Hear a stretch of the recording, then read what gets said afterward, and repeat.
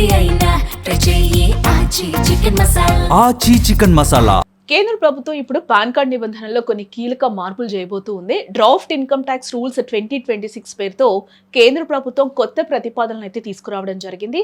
ఈ కొత్త రూల్స్ ప్రకారం మనం చూస్తే ఇకపై మీరు బ్యాంక్లో డబ్బులు జమ చేయాలన్నా, కొత్త బండి కొనాలన్నా లేదా హోటల్ బిల్స్ కట్టాలన్నా పాత రూల్స్ మారబోతున్నాయని కూడా మనం చెప్పుకోవచ్చు. అసలు ఈ మార్పులేంటి, సాధారణ ప్రజలపై వీటి ప్రభావం ఎలా ఉండబోతోంది అనేది ఇప్పుడు మీకు ఈ వీడియోలో నేను వివరంగా చెప్పే ప్రయత్నం అయితే చేస్తాను. ఈ వీడియోని ఎక్కడా కూడా స్కిప్ కాకుండా లాస్ట్ వరకు చూడండి. కేంద్రం తీసుకొచ్చిన ఈ కొత్త డ్రాఫ్ట్ రూల్స్లో ముఖ్యంగా 5 పెద్ద మార్పులు ఉన్నాయి. వీటిలో మొదటిది మనం తీసుకుంటే అతి ముఖ్యమైనది నగదు లావాదేవీలకు సంబంధించింది. నెంబర్ 1, బ్యాంక్లో నగదు డిపాజిట్లు మరియు విత్డ్రాయల్స్. ఇప్పటి వరకు మనం బ్యాంక్లో ఒకే రోజులో 50,000 రూపాయల కంటే ఎక్కువ నగదు జమ చేయాలంటే పాన్ కార్డ్ అడగడం మనం చూసాం కదా.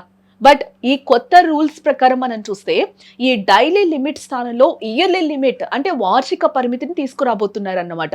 ఒక ఆర్థిక సంవత్సరంలో మీ బ్యాంక్ అకౌంట్స్ అన్నింటిలో కలిపి 10 లక్షల రూపాయల కంటే ఎక్కువ నగదు జమ చేసినా లేదా విత్డ్రా చేసినా మాత్రమే పాన్ కార్డ్ ఖచ్చితంగా ఇవ్వాల్సి ఉంటుంది. ఇది సామాన్య ప్రజలకు మరియు చిన్న వ్యాపారులకు పెద్ద ఊరట అని కూడా మనం చెప్పొచ్చు.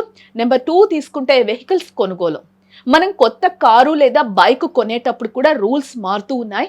ప్రస్తుతం వాహనం ధరతో సంబంధం లేకుండా పాన్ కార్డ్ అడుగుతూ ఉన్నారు. కానీ కొత్త ప్రతిపాదన ప్రకారం 5 లక్షల రూపాయల కంటే ఎక్కువ ధర ఉన్న వాహనాలు కొన్నప్పుడు మాత్రమే పాన్ కార్డ్ అడుగుతారు. దీనివల్ల తక్కువ ధర గల 2 వీలర్స్ కొనే వారికి డాక్యుమెంటేషన్ తలనొప్పి తగ్గుతుందని కూడా ఇక్కడ మనం చెప్పుకోవచ్చు. నెంబర్ 3 రూల్ వచ్చి హోటల్ మరియు ఈవెంట్ పేమెంట్స్. ఇంతకుముందు హోటల్ లేదా రెస్టారెంట్ బిల్లు 50,000 రూపాయలు దాటితే పాన్ కార్డ్ అవసరం అయ్యేది కదా. బట్ ఇప్పుడు ఈ లిమిట్ను ప్రభుత్వం 1 లక్ష రూపాయలకు పెంచాలని చూస్తూ ఉంది. ఫంక్షన్ హాల్స్, కన్వెన్షన్ సెంటర్స్ లేదా ఈవెంట్ మేనేజర్లకు 1 లక్ష రూపాయల కంటే ఎక్కువ చెల్లిస్తేనే ఇకపై పాన్ వివరాలు అడుగుతారన్నమాట. ఇక 4th రూల్ చూస్తే రియల్ ఎస్టేట్ లావాదేవీలు. ఆస్తుల కొనుగోలు లేదా అమ్మకాల విషయంలో కూడా ప్రభుత్వం భారీ మార్పులే చేస్తుందని చెప్పుకోవచ్చు. ప్రస్తుతం 10 లక్షల రూపాయల కంటే ఎక్కువ విలువైన ఆస్తి లావాదేవీలకు పాన్ అవసరం. బట్ పెరుగుతున్న ఆస్తుల ధరలను దృష్టిలో ఉంచుకొని ఈ లిమిట్ను 20 లక్షల రూపాయలకు పెంచుతూ ఉన్నారు. అంటే 20 లక్షల లోపు జరిగే ఆస్తి రిజిస్ట్రేషన్లకు పాన్ కార్డ్ నిబంధనల నుండి వెసులుబాటు కలగొచ్చు అన్నమాట. నెంబర్ 5 ఇన్సూరెన్స్ రంగం. ఇన్సూరెన్స్ కంపెనీలతో కొత్తగా పాలసీలు తీసుకునేటప్పుడు లేదా అకౌంట్ ఓపెన్ చేసేటప్పుడు ఇకపై పాన్ కార్డ్ తప్పనిసరి చేయబోతూ ఉన్నారు. ప్రస్తుతం కేవలం 50,000 కంటే ఎక్కువ ప్రీమియం ఉంటేనే పాన్ అడుగుతున్నారు. బట్ ఇప్పుడు ఈ పద్ధతిని మరింత కఠినతరం చేస్తున్నారని కూడా తెలుస్తోంది. ఇక ఇవే కాకుండా క్రిప్టో కరెన్సీ లావాదేవీల వివరాలను కూడా ఇన్కమ్ ట్యాక్స్ డిపార్ట్మెంట్తో షేర్ చేయాలని ఈ డ్రాఫ్ట్ రూల్స్ అయితే చెప్తూ ఉన్నాయి. ఆర్థిక శాఖ మంత్రి నిర్మలా సీతారామన్ బడ్జెట్ 2026 ప్రకటన తర్వాత ఏ మార్పులను ప్రతిపాదించారని చెప్పుకోవచ్చు.